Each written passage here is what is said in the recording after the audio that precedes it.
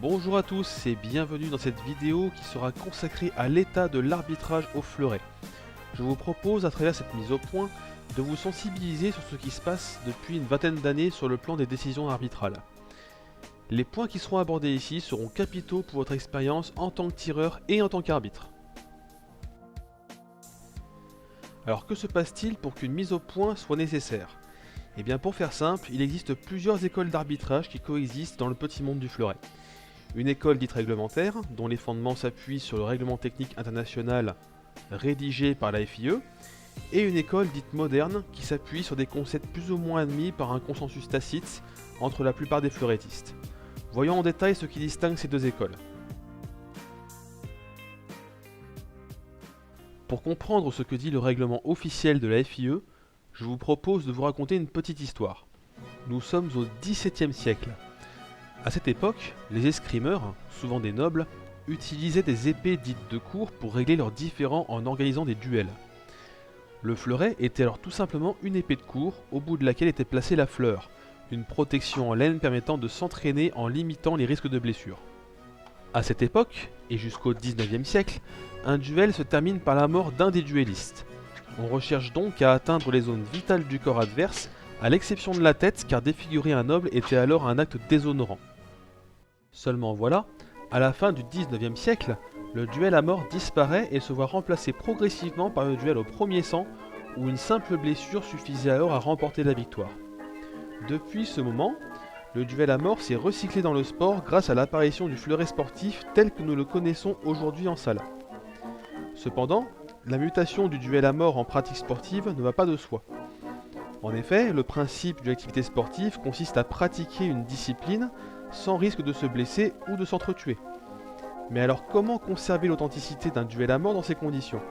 Comment empêcher les fleurettistes de se sentir pousser des ailes et de se livrer à toutes sortes de fantaisies dans leur pratique? Il fallait donc créer un code de conduite pour garder une logique de combat à peu près fidèle à celle d'un duel à mort authentique. Ce code de conduite, que l'on appelle convention, est aujourd'hui inscrit dans le règlement technique international de la FIE qui définit les règles du jeu du fleuret sportif. Alors, que dit cette convention? La convention instaure une notion de priorité que l'arbitre devra attribuer à un des tireurs en cas de coup double, selon une logique martiale. En effet, donner la priorité à l'attaque permet d'éviter que la personne qui se fait attaquer soit tentée de négliger sa propre sécurité dans le choix de sa réaction. Il n'est pas là question de la sécurité de l'attaquant, mais de celui qui est menacé de mort. La convention pose ainsi comme règle numéro 1 de survivre au duel. Elle introduit donc une notion de menace qui régit tout le reste. Si je ne suis pas menacé, je peux attaquer. Si je suis menacé, je suis alors contraint d'écarter la pointe adverse avant d'essayer de toucher à mon tour. L'attaquant n'est a priori pas en danger à moins que son adversaire ne le menace déjà de sa pointe avant qu'il n'ait déclenché son action.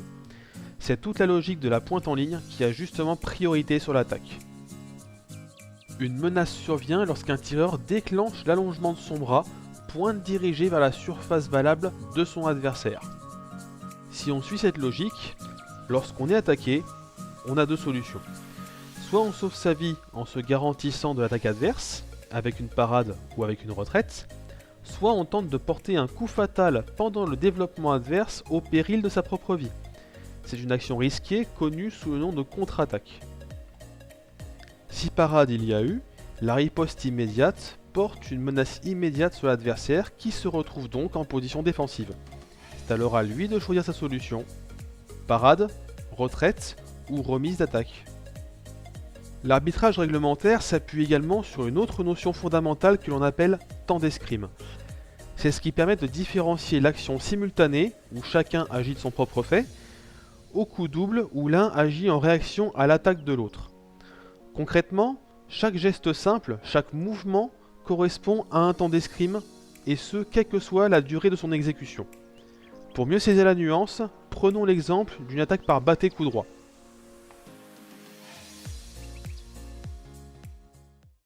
Riposte. Allez.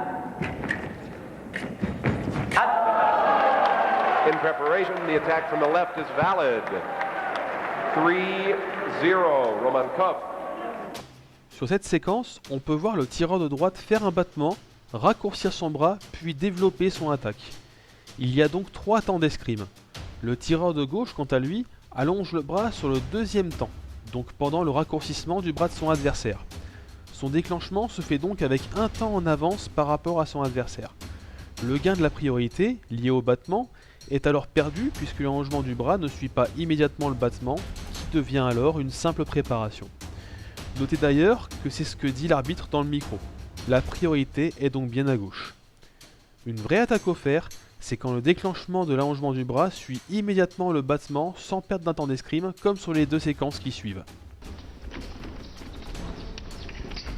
Attaque en fer. Two beats, Touche. flick Point. chest.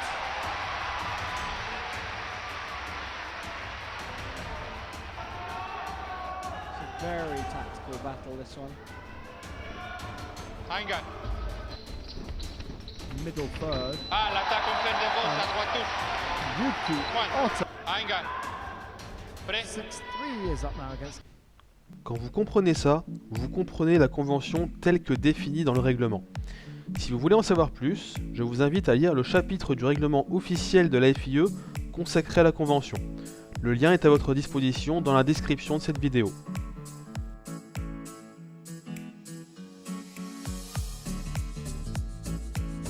I was going to say we might have to wait a little bit longer for that, but I'll no, he's not getting that through. L'attaque.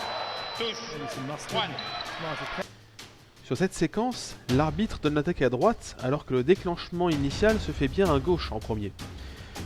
Le tireur de droite agit en réaction et touche directement au lieu de parer l'attaque sur la préparation faite par le tireur de gauche. Alors pourquoi l'arbitre donne-t-il l'attaque à droite? Il le donne parce qu'il attribue la priorité suivant d'autres critères qui ne figurent pas dans le règlement. Il suit une logique fondée sur d'autres concepts plus ou moins admis par la plupart des fleurettistes d'aujourd'hui. Alors quelle est la logique suivie? Dans cette école d'arbitrage, les arbitres ne se contentent plus de juger les actes, mais ils jugent également l'attitude des tireurs et tentent d'y associer une intention. Les tireurs endossent ainsi en permanence un rôle d'attaquant ou de défenseur en fonction de leur préparation. Ainsi, marcher vers l'opposant et le presser, c'est prendre l'initiative, c'est rechercher le combat. La pointe progresse puisqu'elle se rapproche continuellement de la cible grâce au déplacement vers l'avant. Ce faisant, vous adoptez alors une attitude offensive et entrez dans le rôle de l'attaquant. A l'inverse, reculer, c'est refuser le combat, c'est se mettre à l'abri. Donc c'est adopter un rôle de défenseur. Il faut considérer ici les préparations comme étant une composante de l'attaque. Elles adoptent elles-mêmes un caractère prioritaire. Donc si marcher, c'est avoir commencé l'attaque, tenter d'attaquer quelqu'un qui avance, c'est faire une contre-attaque. Et ce, quel que soit le moment où les tireurs décident de déclencher l'allongement de leurs bras. La priorité se gagne donc dans les préparations et reste acquise à l'attaquant jusqu'à ce qu'un des cas suivants se produise. La fin de son attaque, donc à la tentative de toucher, un contact de fer réussi par son opposant, l'attaquant marque un temps d'arrêt dans sa progression vers l'avant, l'attaquant se met à reculer. Cette façon d'arbitrer ne se base sur aucun concept réglementaire, mais sur le terrain, en compétition, à tout niveau confondu, c'est elle que l'on retrouve le plus couramment. On pourrait même dire que 90% des arbitres jugent les touches de cette manière. Au final, il y a donc une coexistence plus ou moins admise tacitement de 2 règles du jeu pour le fleuret. En tant qu'arbitre, vous êtes supposé être les garants du respect de l'application du règlement officiel. Cependant, vous vous exposez alors à l'incompréhension et à des contestations de la part des tireurs et des maîtres d'armes. Sachez néanmoins que nul ne peut s'opposer à vos décisions et que le directoire technique sera toujours derrière vous. Toutefois, si vous voulez faire comme 90% des acteurs du monde du fleuret et entrer dans la norme, vous pouvez calquer votre façon d'arbitrer sur la logique contemporaine. Mais vous le ferez alors en connaissance de cause. Quelle que soit l'opinion de chacun sur le sujet, c'est vous et vous seul qui décidez de votre choix. Dans tous les cas, quand vous aurez choisi votre camp, tenez-vous-y et assumez votre position. Il n'y a rien de pire qu'un arbitre qui change d'avis en cours d'assaut. Et si besoin, prenez une minute avant ou pendant l'assaut pour communiquer vos positions aux tireurs en gardant à l'esprit que c'est à eux de s'adapter à vous et non l'inverse. En tant que tireur, souvenez-vous que c'est le terrain qui commande.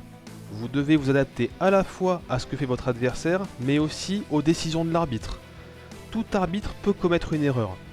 Mais s'il persiste dans cette erreur dans le temps, n'insistez pas et trouvez une autre solution.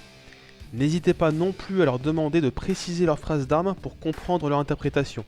Mais retenez qu'il est inutile d'essayer de la remettre en cause ou de faire appel au directoire technique.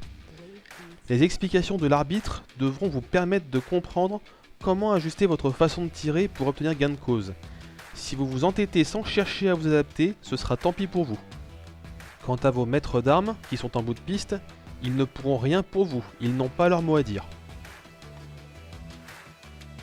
L'équipe pédagogique du club a beaucoup discuté de ce sujet dans le souci de vous offrir la meilleure expérience possible en escrime. Nous avons donc pris le parti de vous former en se basant sur l'arbitrage moderne. De cette façon, vous serez acclimaté aux conditions présentes sur le terrain. Vous serez ainsi mieux préparé si vous décidez un jour de mettre les pieds dans une compétition ou si vous devez continuer la pratique du fleuret dans un autre club. Néanmoins, après avoir visionné cette vidéo, vous pourrez affirmer que vous prenez vos décisions en connaissance de cause. Voilà, c'est la fin de cette vidéo.